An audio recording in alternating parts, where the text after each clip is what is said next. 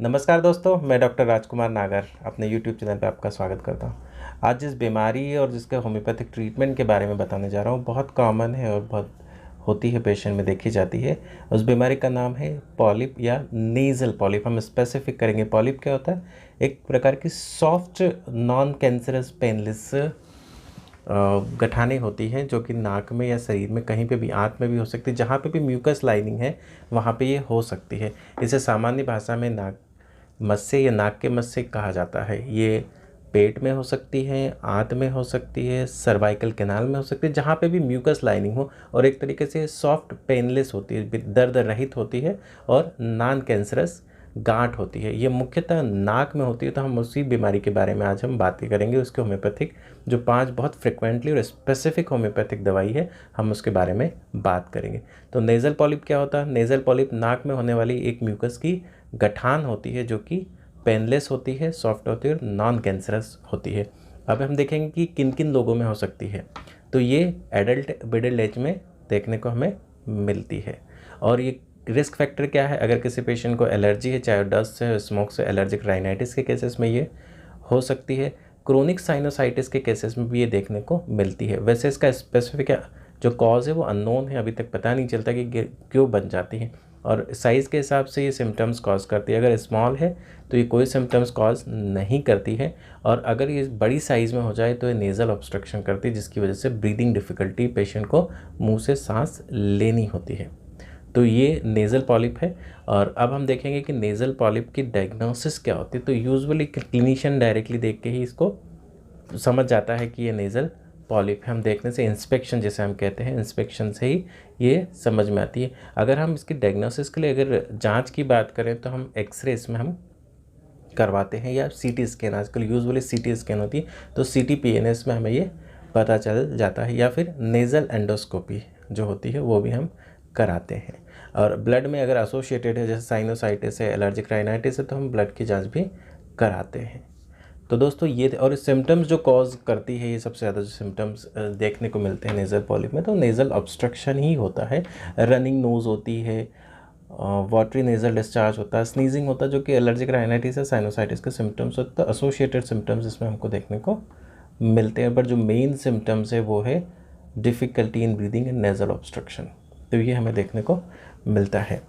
अगर हम इसके ट्रीटमेंट पार्ट की, होम्योपैथिक ट्रीटमेंट, जैसा कि मैं बता चुका हूँ कि होम्योपैथी सिम्टम्स बेस्ड थेरेपी है, और यहाँ पे जो चुनाव किया जाता है, दवाई का सिलेक्शन जो किया जाता है वो प्योरली सिम्टोमेटिक होता है, सिम्टम्स के आधार पे किया जाता है, और जो कि कॉन्स्टिट्यूशनल अप्रोच होता है। तो चलिए हम देखते हैं कि जो थेरापेटिक अप्रोच है, जो स्पेसिफिक दवाइयाँ हैं होम्योपैथी में, वो कौन कौन सी दवाइयाँ हैं और किस तरीके से उन्हें लिया जाता है और किस तरीके से उनका उपयोग किया जाता है, किस पोटेंसी में लिया जाता है। जो सबसे कॉमन और फ्रिक्वेंटली यूज्ड मेडिसिन है वो ट्यूक्रियम एम। तो ट्यूक्रियम नेज़ल पॉलिप हमें देखने को मिलता है, और इसमें स्पेसिफिक जो सेंसेशन होती है पेशेंट को नाक में होती है कि कुछ चल रहा है, खुजली जैसा कुछ हो रहा है, ट्रैवलिंग सेंसेशन हम इसको बोलते हैं, कि जैसे नाक में कोई कीड़ा चलता है, उसकी वजह से नाक से पानी और छींकें आती है, फ्रिक्वेंट छींकें आती है और नाक बंद हो जाती है। इसका हम उपयोग इंटरनली भी कर सकते हैं और एक्सटर्नली भी कर सकते हैं। हम इसको गोली के रूप में 30 पोटेंशियम ट्यूक्रियम एमबी का उपयोग कर सकते हैं, और साथ ही ट्यूक्रियम मदर टिंचर का सॉल्यूशन बना के हम नाक में इसको एक्सटर्नली लगा भी सकते हैं। तो ये थे ट्यूक्रियम एमबी। अगर हम अगली दवाई की बात करें तो वो है लेमिना, लेमिना माइनर।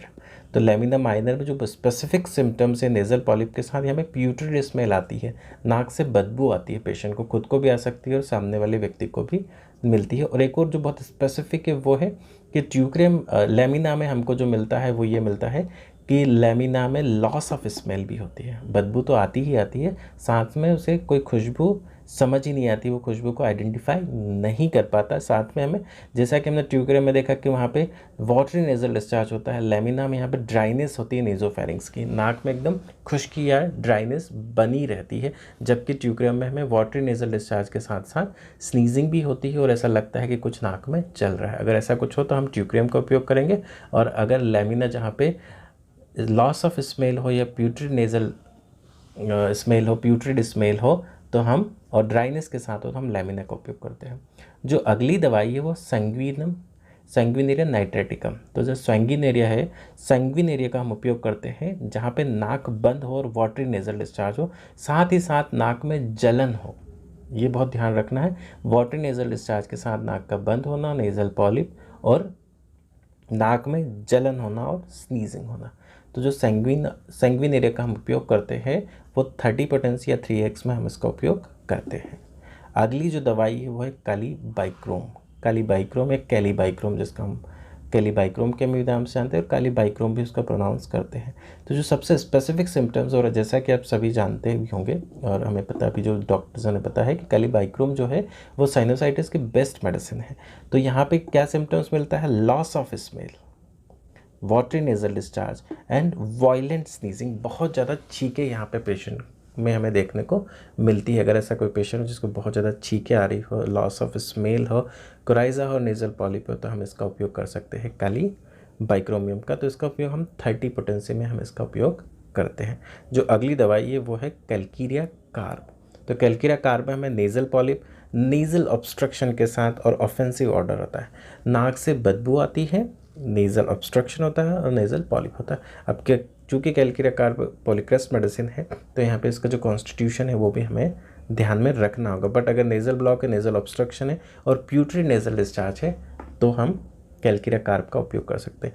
इसके अलावा भी बहुत सारी कॉन्स्टिट्यूशनल मेडिसिन है, चाहे वो आर्सेनिक हो, चाहे वो फॉस्फोरस हो, चाहे वो कैलकीरिया फॉस हो, चाहे वो निट्रम्यूर हो और चाहे वो पल्सेटिला, हम इनका उपयोग कर सकते हैं। बहुत सारी दवाएं, बट जो 5 फ्रिक्वेंटली यूज्ड मेडिसिन थे हमने उसके बारे में आपको बताया। हाँ, और एक और जो बहुत स्पेसिफिक मेडिसिन है वो है थूजा। हम थूजा को किसी भी तरह के एक्स्ट्रा ग्रोथ, चाहे स्किन पे हो या म्यूकस मेम्ब्रेन पे, हम इसका उपयोग करते हैं। और थूजा पॉलिप में भी बहुत अच्छा काम करती है, तो थूजा 30 का हम उपयोग कर सकते हैं। और एक्सटर्नली हम थूजा क्यू को भी लगा सकते हैं मॉर्निंग इवनिंग 2 टाइम पे थूजा का सोल्यूशन बना के। तो दोस्तों ये था नेज़ल पॉलिप। नेज़ल पॉलिप के बारे में मैंने आपको बताया कि नेज़ल पॉलिप होता क्या है, क्या इसके रिस्क फैक्टर है, कैसे उसकी डायग्नोसिस की जाती है, और मोस्ट कॉमन जो होता है वो नेज़ल पॉलिप होता है। और उसकी 5 फ्रिक्वेंटली यूज्ड होम्योपैथिक मेडिसिन के बारे में मैंने आपको बताया। तो दोस्तों ये आपको कैसा लगा प्लीज़ मुझे बताइए, और keep watching my channel and please like share and subscribe my channel. Thank you very much.